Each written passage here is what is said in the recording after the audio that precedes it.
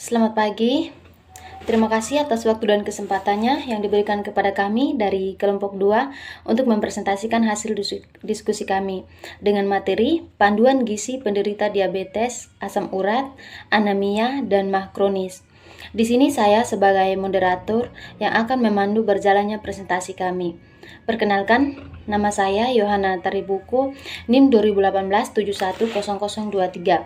Dan teman-teman saya yang pertama, Yenita Wainyapu, NIM 2018-710035. Angelina Jaming, NIM 2018-710041. Yupita Ninet, NIM 2018-710027. Dan Milsiana Ataria, NIM 2018-710047. Dan selanjutnya teman-teman saya akan melanjutkan presentasi. Terima kasih. Silakan. Jadi yang pertama itu adalah panduan gizi untuk penderita diabetes. Diabetes itu sendiri adalah suatu kondisi medik berupa peningkatan kadar gula dalam darah yang melebihi batas normal. Gejala penderita diabetes itu yaitu gejala klasik yang terdiri dari 3 bagian, yaitu yang pertama poliuri, yang kedua polidipsi, dan yang ketiga polifagi. Adapun gejala lain dari penyakit diabetes ini yaitu yang pertama kaki kesemutan, yang kedua gatal-gatal, dan yang ketiga luka yang tidak sembuh-sembuh. Komposisi makanan yang dianjurkan untuk orang yang menderita penyakit diabetes yaitu yang pertama makanan yang mengandung karbohidrat, yang kedua makanan yang mengandung lemak, yang ketiga makanan yang mengandung protein, yang keempat makanan yang mengandung natrium, dan yang kelima itu adalah makanan yang mengandung serat. Oke, baik, saya akan lanjutkan slide ke berikut. Di sini tuh panduan gizi penderita asam urat. Asam urat merupakan sejenis penyakit artritis yang terjadi bila kita memiliki asam urat. Dalam darah kadar, asam urat membentuk kristal yang tajam di satu atau lebih sendi hingga menimbulkan rasa sakit.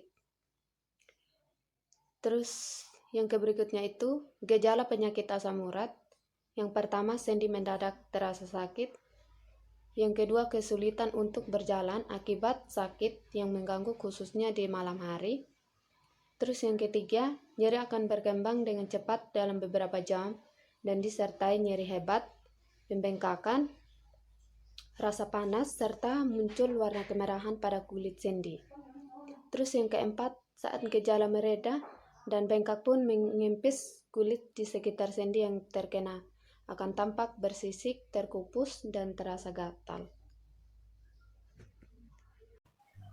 Baik, di sini saya akan melanjutkan materi yaitu mengenai panduan gizi penderita pada MAH kronis. MAH kronis sendiri biasa disebut juga sebagai penyakit gratitis kronis, yaitu gangguan pada pencernaan yang diakibatkan oleh peradangan dinding lambung. Penyakit MAH kronis juga muncul secara perlahan dan bisa bertahan selama berbulan-bulan bahkan bertahun-tahun. Adapun gejala sakit MAH kronis, di mana sebagian besar sakit MAH biasanya bersifat ringan, serta dapat ditangani tanpa perlunya berkonsultasi ke dokter. Akan tetapi segera temui dokter jika sakit MAH terjadi secara terus-menerus atau disertai dengan gejala seperti muntah-muntah, sulit menelan, nyeri ulu hati, serta menurunnya berat badan tanpa sebab. Adapun komposisi makanan yang dianjurkan untuk penyakit MAH kronis yaitu mengkonsumsi sayur-sayuran, roti, nasi, daging dan unggas, telur, serta buah-buahan. Untuk materi selanjutnya akan dilanjutkan oleh teman saya. Terima kasih. Jadi baik, saya akan lanjut panduan gizi penderita anemia. Anemia adalah penyakit yang disebabkan oleh kurangnya kadar nutrisi di dalam tubuh, sehingga cara paling efektif untuk mengatasi kondisi ini adalah dengan memenuhinya. Kemudian gejala penyakit anemia. Yang pertama, lemas dan cepat lelah. Yang kedua, sakit kepala dan pusing.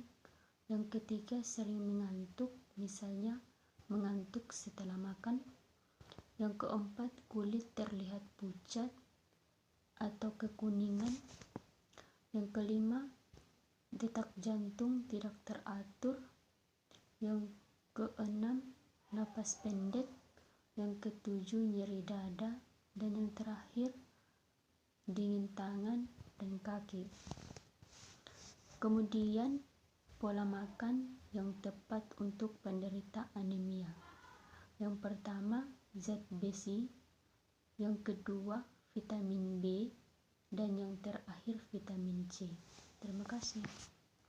Baik, terima kasih. Sekian presentasi dari kami dari kelompok 2.